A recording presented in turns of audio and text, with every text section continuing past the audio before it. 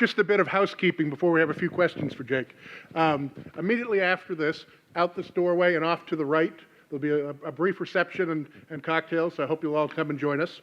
As well as Jake will have copies of his book available for purchase and to take home, as well as to be signed. So I hope you'll all take advantage of that as well.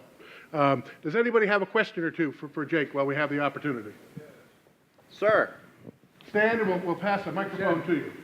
You said, sir, there were three main things that these men sought, and one of them was money.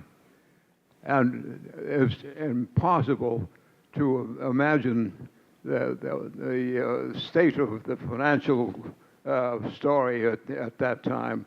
When they retired, they had pennies if they were lucky, and they didn't have a damn cent to pay for it. The question is an important observation of the financial collapse at the heart of the revolution.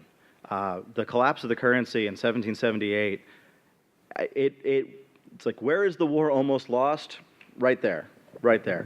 Because their expectations coming out of the French and Indian War, coming out of 18th century military service, the idea of go for a soldier, serve a year, serve at a campaign. We're going to give you land. We're going to give you a useful amount of money.